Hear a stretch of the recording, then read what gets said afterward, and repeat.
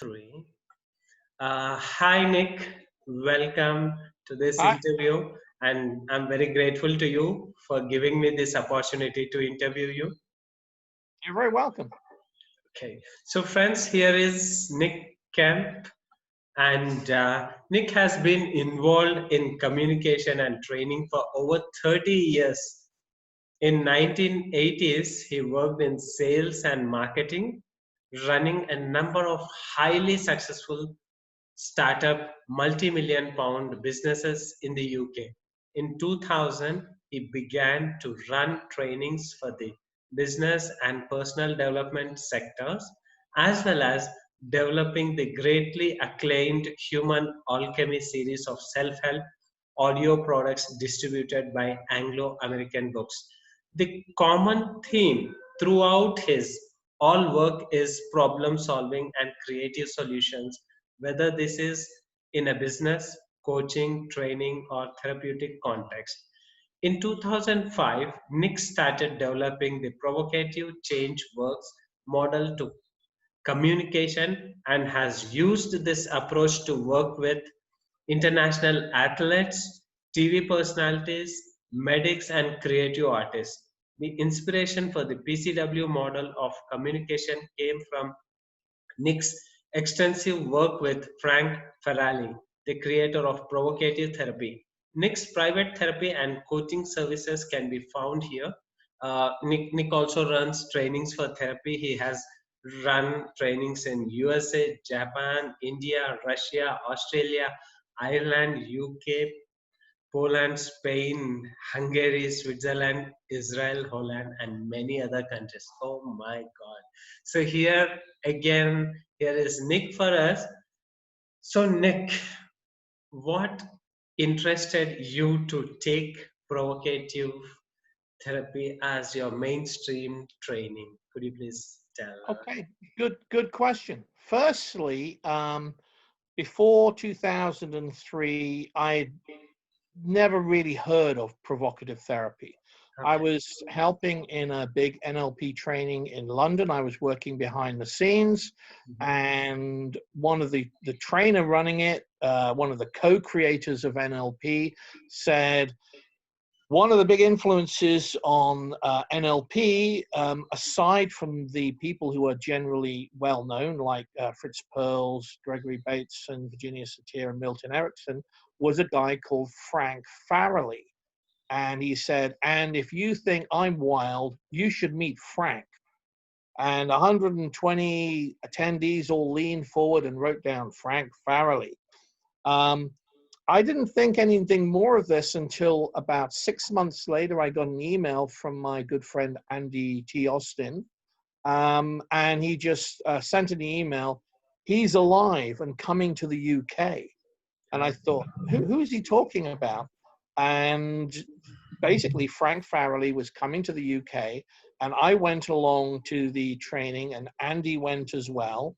And we went with my partner, my wife, and he went with a friend of his, and that was four of us. The entire training was only 17 people, and Okay. we were on this training for 4 days. And I came from a background of a lot of hypnosis. I'd done all the NLP trainings. I was running certificated NLP trainings, and I started to watch Frank work, and I couldn't make any sense of it at all. I'm just going, what is going on here? I Okay. can see great results with the client, but with my NLP head, my hypnosis head, my personal developments head, it made no sense at all.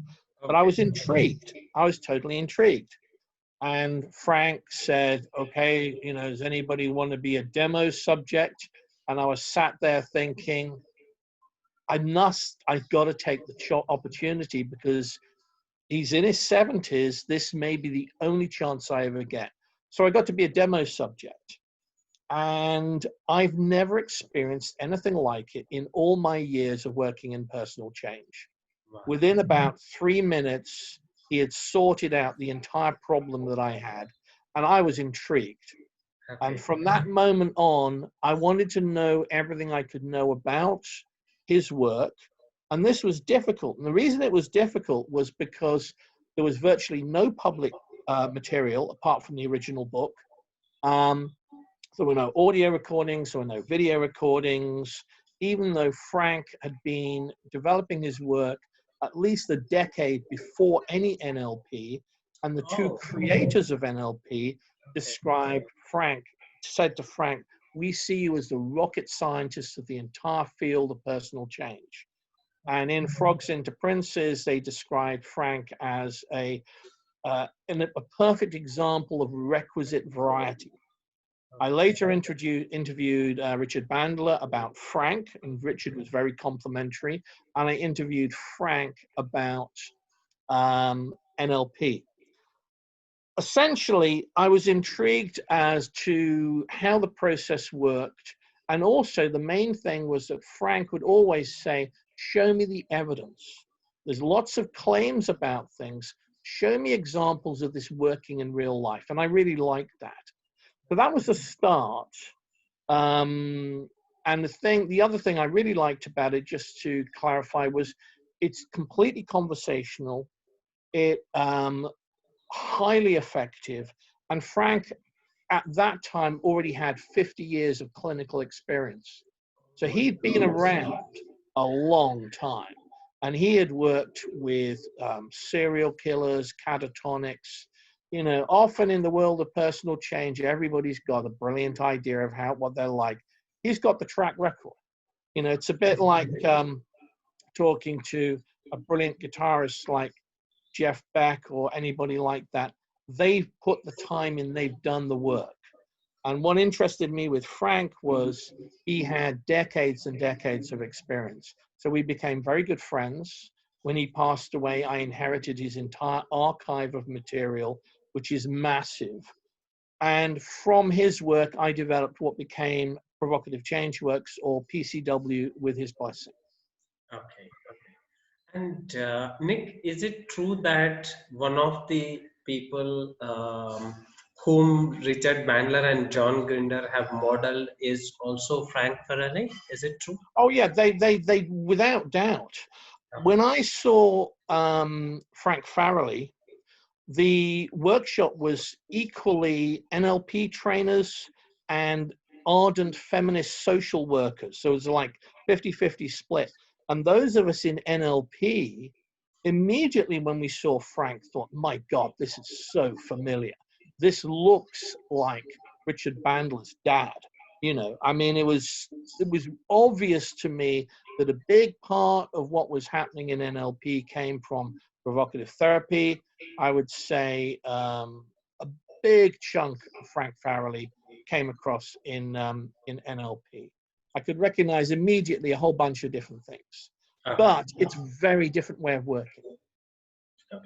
So, Nick, there's a lot of misconceptions, or I don't know what it is. The word provocative itself feels like, oh my God, like is a provocative coach or therapist, whatever we call them, is he going to hurt us? Like, is he going to be harsh with me? So, could you please clarify the doubts around it? Yeah.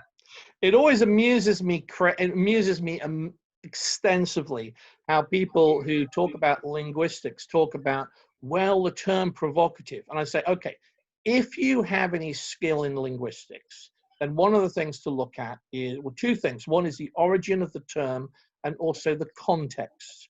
So the origin is provocare, which comes from the Latin, which means to call out. To provoke means also to stimulate or bring about some change.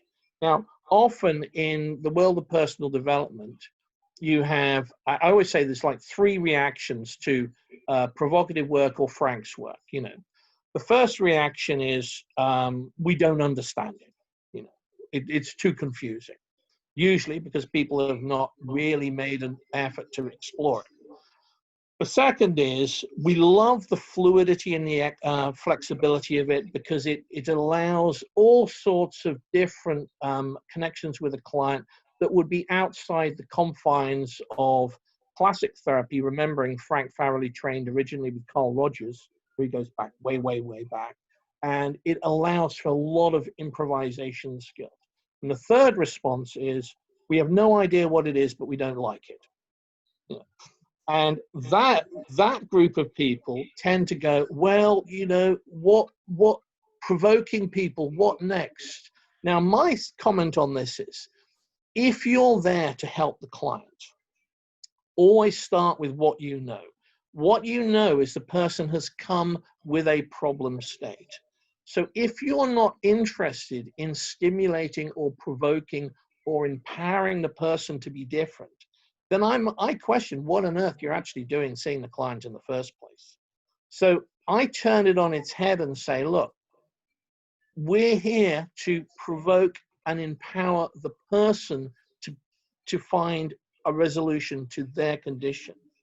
If you're not there to stimulate or provoke and apply anything useful, then what on earth are you doing seeing people in the first place? And the common factors, the big two factors that occur in personal change are, one is where people just sit passively and take information, you know, which isn't going to do anything, or the other, which not in all NLP schools, but in some, is a little bit like NLP aerobics, where we're just going to do endless techniques. Now we're going to do this, now we're going to do that, without getting any information at all. Frank said something really interesting, which I think resonates. He said, throw away your personal dignity in the service of the client. You're either there for the person or you're not. So my view is, talking about provocation, the idea of provocation is to conversationally work with the person as if you're talking to an old friend. If you find yourself like James Bond torturing some North Korean suspect, you're not doing provocative therapy or provocative change work. Anybody can be aggressive. This is the complete opposite of that. This is where you genuinely and sincerely work with the other person to really help them, regardless of your own individual sort of hang-ups, concerns, or difficulties. You know, this is where you really work for the other person. And that's why Bandler and Grinder were very interested in Frank. And Bandler said, quote to me, Frank was one of the few people who was actually getting any kind of results. Yeah. So, yeah, anybody who says provocative means being aggressive, I know immediately they have zero idea of any of Frank's work. And when I've been in workshops and people ask Frank, the first thing he'll say is, oh yeah, have you read my book? And most people will go, well, no. He goes, read the book, then talk to me from a point of being informed rather than just imagination. It's not the same thing. Okay. And Nick, are you the only person who is authorized to teach this provocative therapy after Frank? Well, I don't know what you mean by authorize. I think I'm the only person who actually had Frank put in writing that he was happy for me to teach his work. Because I realized, looking at other fields like NLP and other stuff, that the difficulty is that people can make the most insane and ridiculous claims. I mean, we talked about this online. We have at the moment, you know, the whole, you know, with the power of my NLP visualization, I can beat COVID-19. Yes. My response is, I think that's fantastic. Let's put you to work in a COVID-ridden hospital doing deep cleaning. And if you believe that absence of masks and gloves are not needed, then let's test the theory and see how you get on. I'm all for show me the evidence. So in terms of provocative therapy, I would the other person I would recommend at the moment in the world is Dr. Noni Herfner, based in Germany. She's highly skilled. And there's a couple of other people, but mostly the circle of who Frank was working with was a very small group of people. My idea with provocative change works, which is my work and takes all of provocative therapy and expands it. I have a group of students all around the world.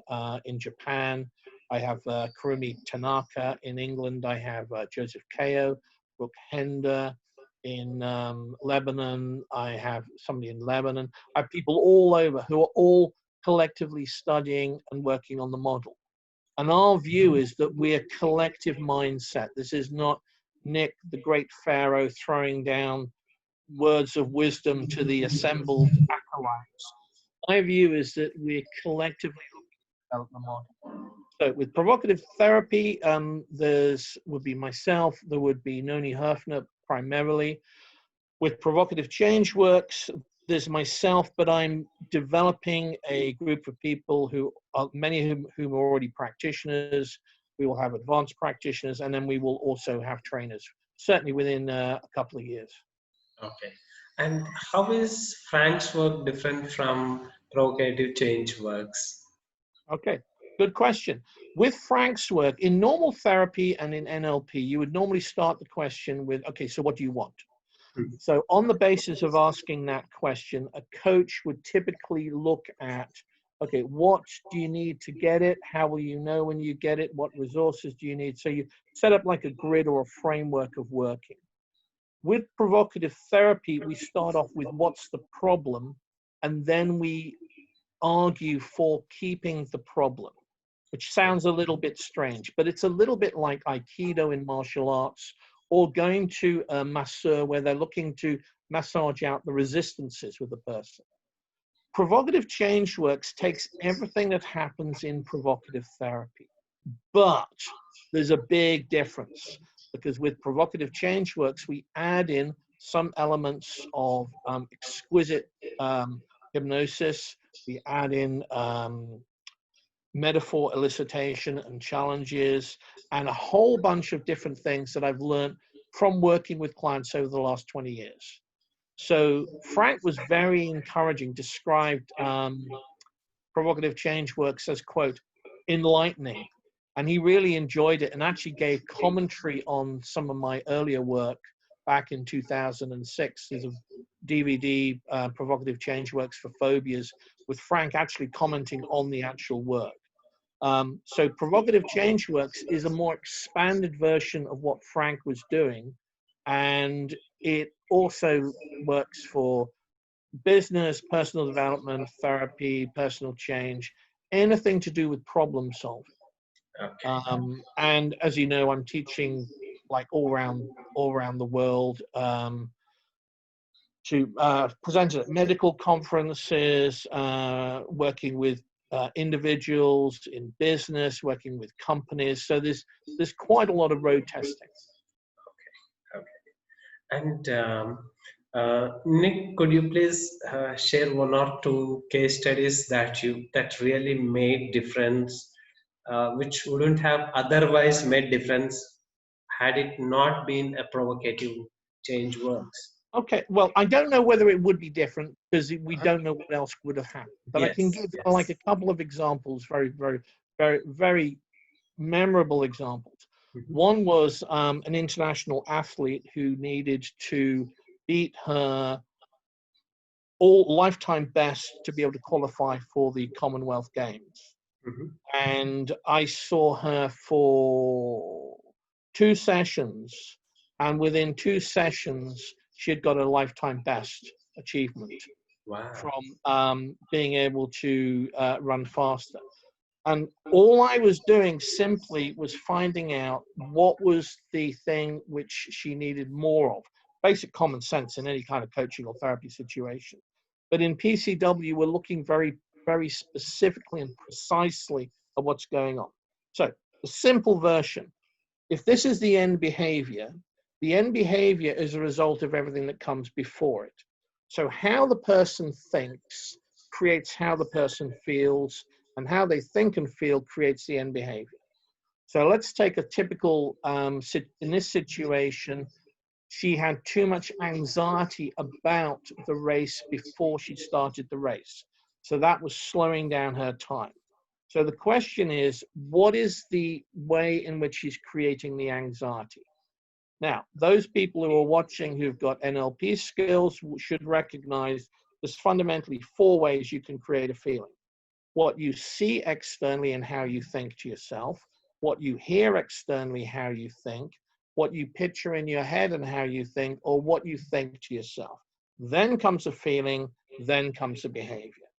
So all I did was identify how the process had been working and then adjusted it to be able to create a better result. Second example, well, there's many examples. I can think of many sports examples which are very good for evaluation. Yes. Another example was somebody who I worked with and coached swim the English Channel, who also had understandable amount of anxiety for doing it. I did say to him, there's no way I'm swimming it with you. Let me make that clear. I'm not going to swim the English Channel. Yes. And it was getting him to be in the here and now when he was actually doing the activity. Because if he was too much into thinking about time and distance, then that would certainly make it very hard for him to complete the task. There's other examples in business, there's examples, there's many examples of this working.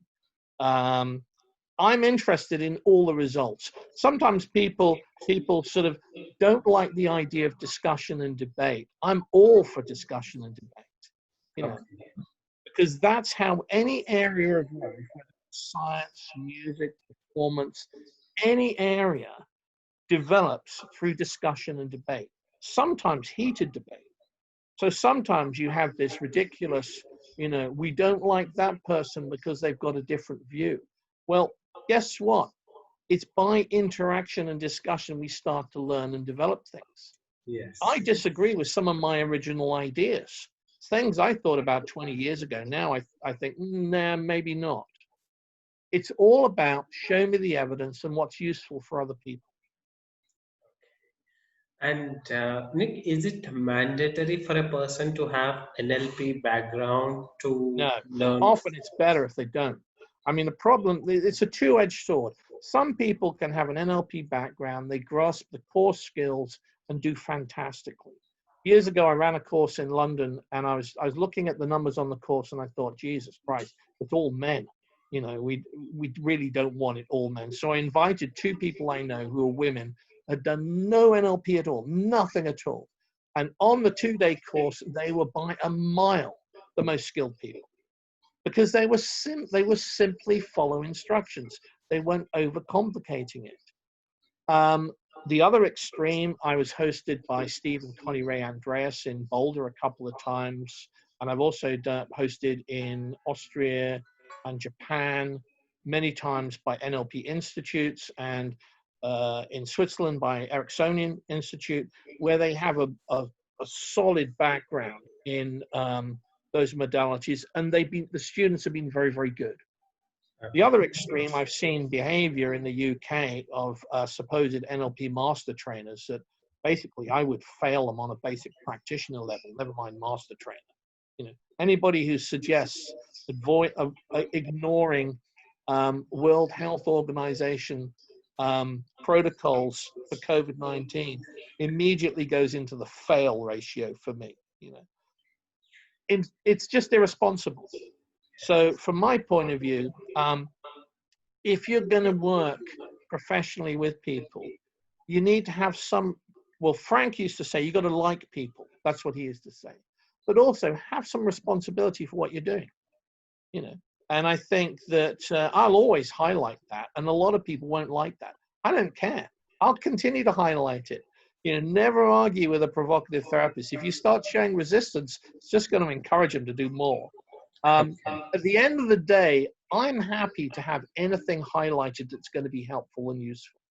And the results, it's all about the results of what you actually produce. And if you really care about people, then you care about the implications of what you do. Yes. And Nick, like NLP has practitioner, master practitioner, trainer.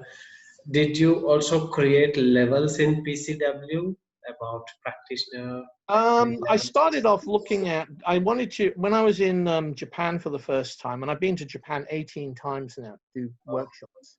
After the first workshop, they said, Nick-san, we want NLP, we want PCW practitioner.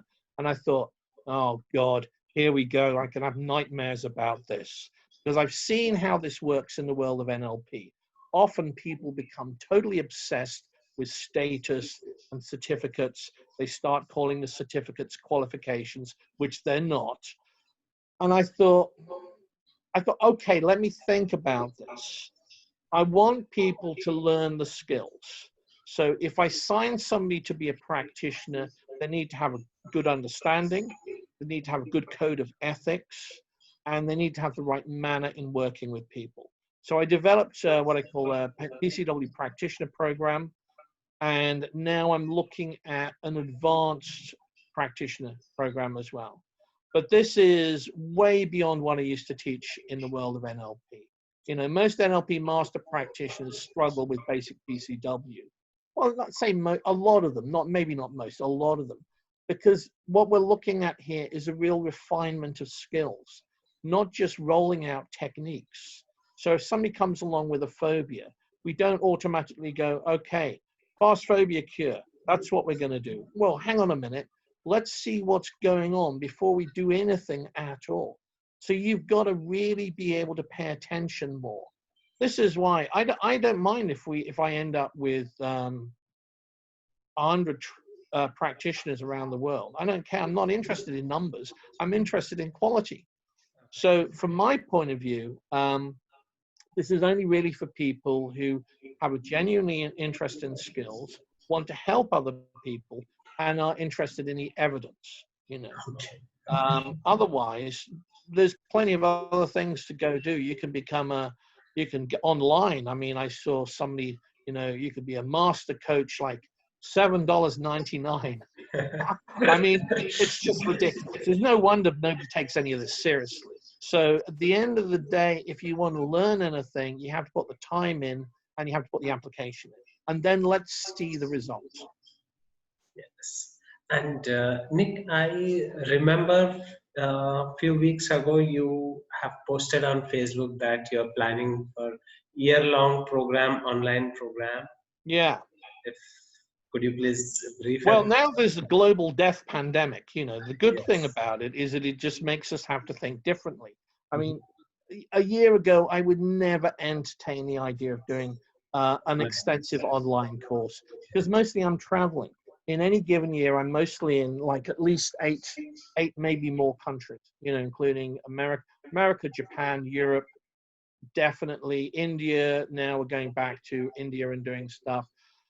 So I thought, okay, I have an online group of people at the moment, which I call the deep dive sessions, where people book a couple of hours a month and we go into real detail on the model. You know, what I say to people, this is really only for the brave and bold, you know, for people who want to learn. If you're not interested in learning, don't apply, you know. But I wanted to develop something more on a bigger scale because we have no idea when we can come back to live trainings. You know, there's all sorts of theories, and whether you think you've got hypnosis, NLP filters, or anything else, I'm not going to bet my life on it. That's the question I ask people. Would you bet your life and the lives of your family on these things? I'm not going to do that. I prefer to work with the virology professor and the people that I'm doing pro bono work with, because I think, with respect, they got a little bit more of an insight into the biochemistry and the implications than somebody who's done a few days training in something. So the idea of the course will be a lot of one-on-one stuff with me over the course of the year. There will be some group activities and homework, and there will also be some kind of live training when we're able to integrate and function with other people. But this is going to be for people who want to learn stuff, and not everybody that applies will be accepted. Because I want people who are serious. You know, if somebody wants to just gather up certificates, this is not the place to come to. I get people, so the first thing they say is, will there be a certificate? And I go, well, maybe I might do an edible certificate. I was talking with somebody in Boulder once thinking maybe we just have like an edible certificate where you actually eat the certificate. Very Alice in Wonderland. I think that would be quite appealing.